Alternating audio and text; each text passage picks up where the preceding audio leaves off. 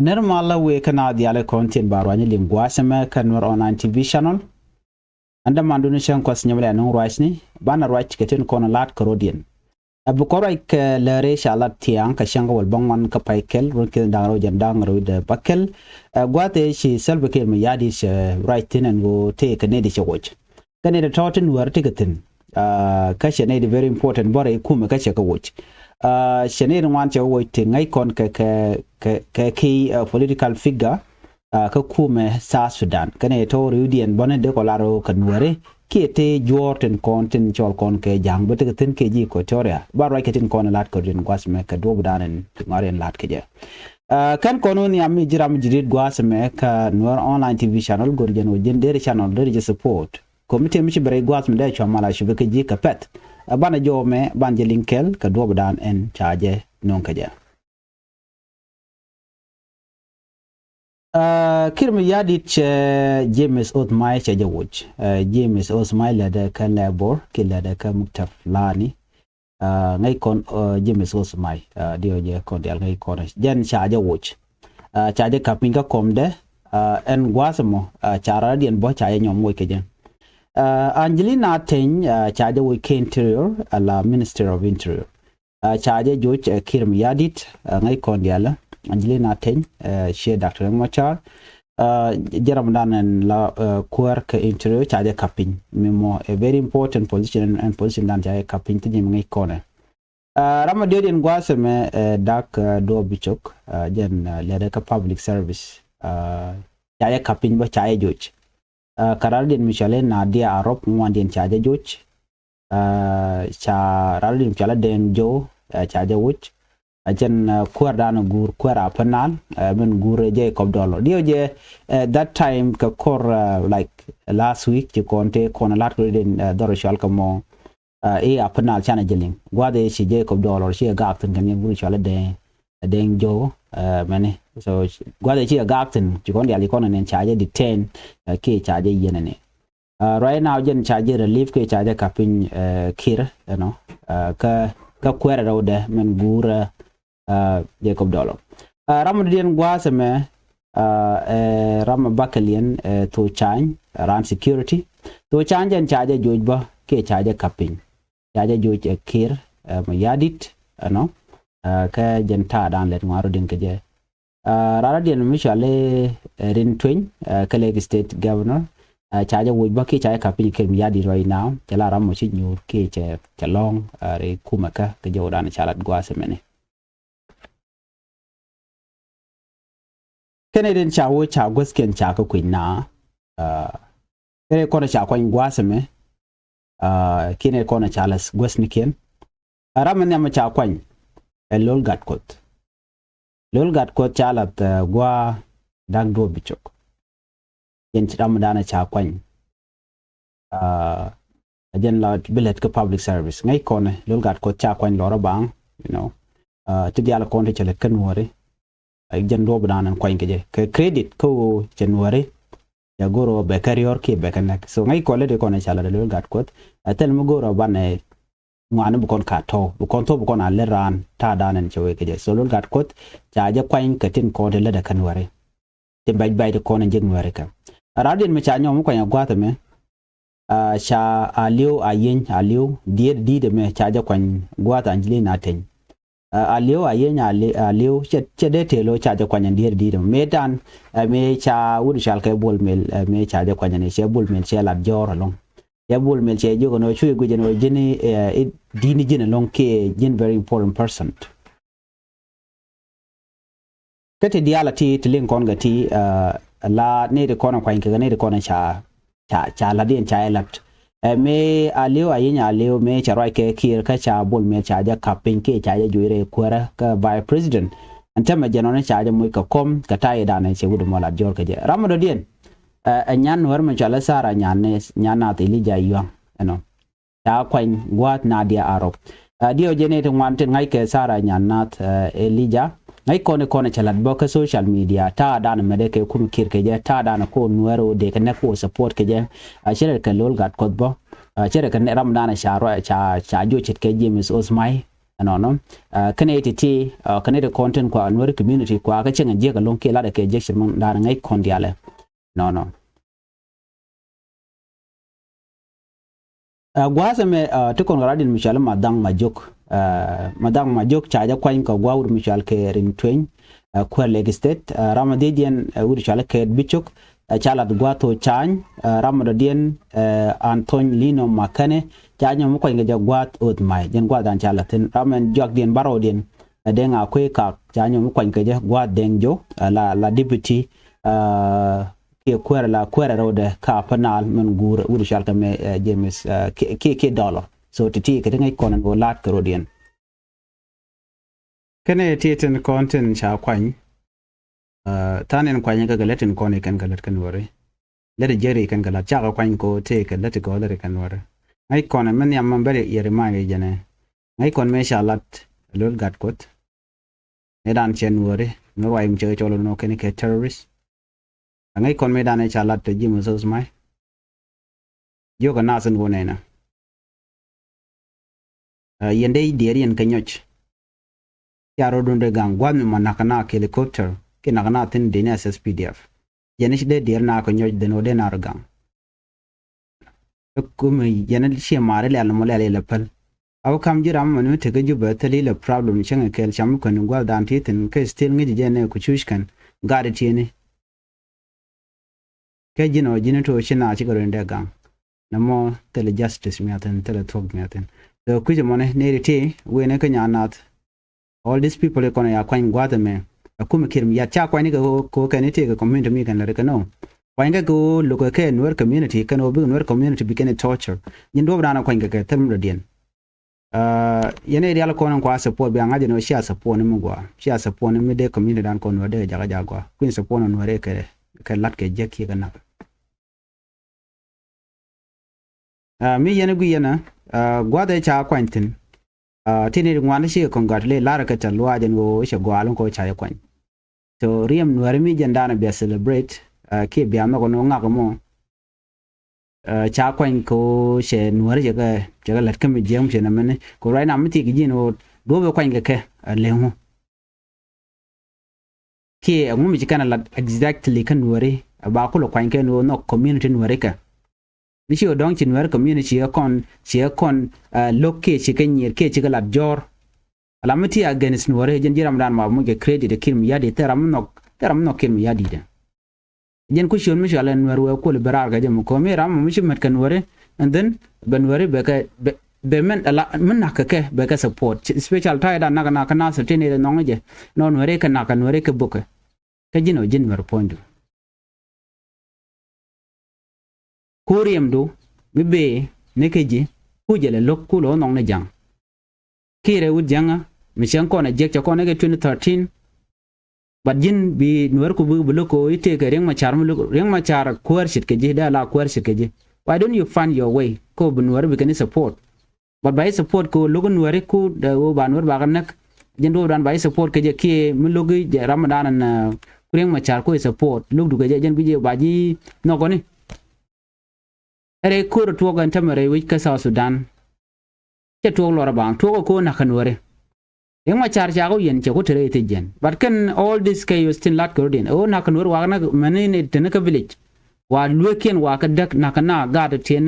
manegan te yen ngodi no shungen kel ke kirmi yadi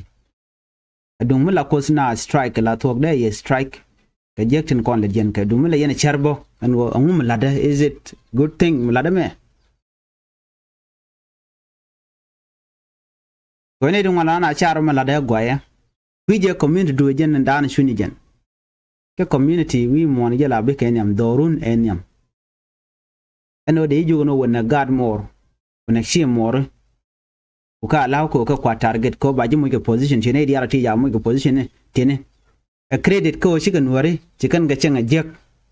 Which I look 90% can mean that a jeramba my credit a kid. Jendi land number 1 ka jen wo baji ke position chitke lol gat ko che try de long na ta da na kana ser ke je ta che buri be che da ke je na bugo na ne ke chemical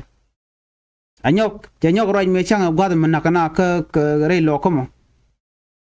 and open area mo kele bene control by join role Ethiopia ki bene area mo kele bene control an area the border dun South Sudan kin Ethiopia jin nuer mo raji no ka community do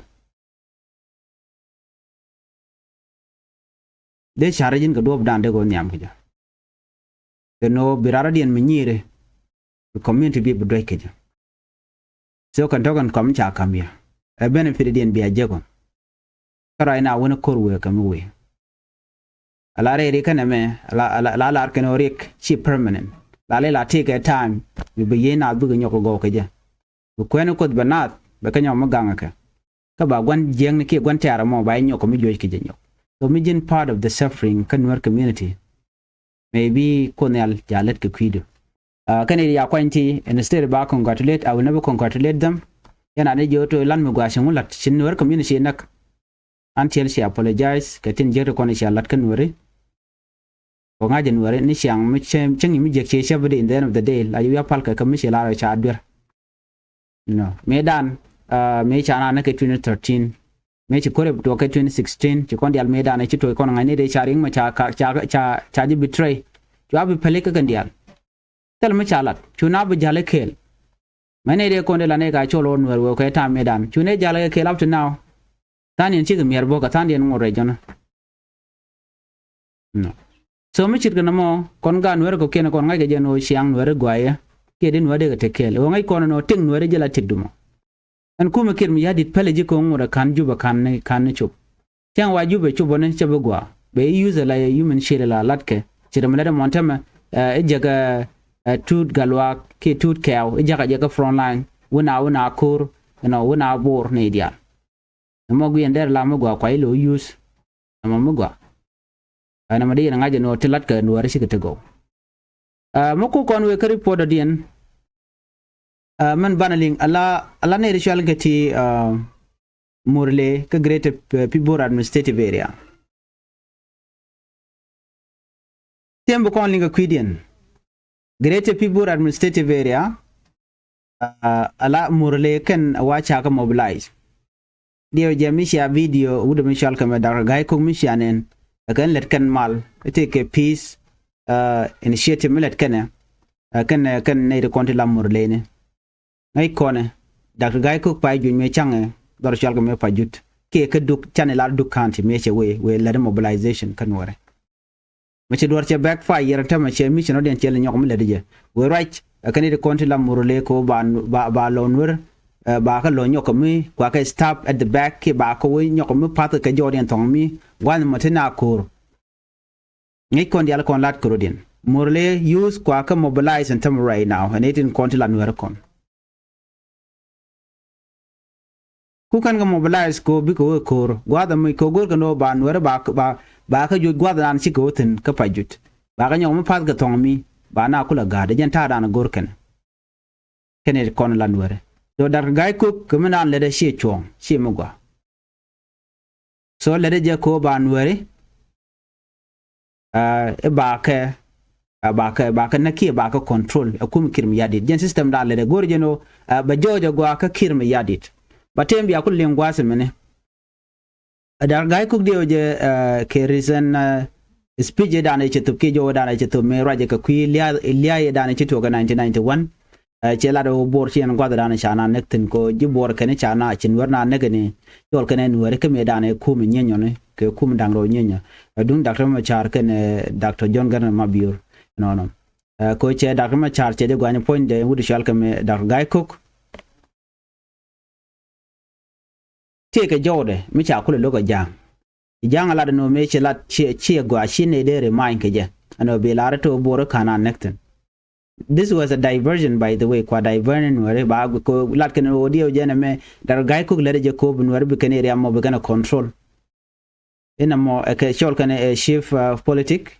ke shift way of motivating people ko about just support again right now they are calling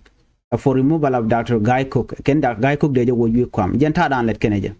ke Dr. Guy Cook on je long no dere jang dere ke please ke de lo den jaga jatet nyem ne right now le de negotiation ka murle ko bi ngane murle bi ko nuare re lo ka bekan go nyoko mu kan ka pet ku mi ba ko nang ke ba gad ba kan nang bunwer be kula ngar lo bina kula we gwada dan ta kor monteten. So that's the tactic they're using kan were kon to quick me yadit. Kan the reality kon wer mu gor kono banake ter la to ki be malbe ben gor kon mat ba ni min. Kan de ti remmen ne ti ten ngod loiken go ke gor ken mat. De kon la wer use kin wer wayami de kon galate lo ajelon ko shunken. Barik dan jene kon ter kon kor gole. Medan kan nasir cha kon target cha kon nak. Tel ne ji bare lo ka dong de ala ne tikel kel. Cha gu jeno kan wer kon ti la nwer ji ken te gari gona. Le cha palke men me cha nasir cha ke. Den ga kori kon en ka fan gak. Me chi kori to ka fan gak ki kum kim ya de che din ya le nyo jagan winimi. Ko kon cha kon divide it into two. Take it mental ke hostile counties ke friendly counties. Hostile counties ke widen kon loga kin mi yadit ken wito ko ken kon no ga kin mi yadit do branch kon da ka je. And then use the tactic mentam kin mi yadit right now. And mishit ken me menen kon a da ka kon a kuma ne me. Medan du nasir mi cha tu ne dial ne right now de kan ngaje no to ko tete.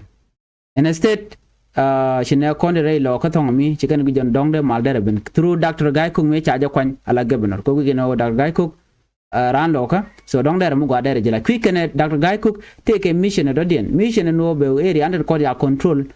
SPLI wo be ka dil gor no be ka control ba je kula mo ga credit it was a tactic joge no jin woro ngi chi more no ne mala be ka janka wo be kumbi kan support jen do badana lat ke kim yadi jen ti kula backfire and right now nen kon kore cha yu cap cha pa jut cap wona bor ke jen bi na tam right now within South Sudan kelu ci ral ci te chunka non la da worek dan jena kon ci kon let ke yunti dum la kon let ke yunti ne te ci kan de chung nem dan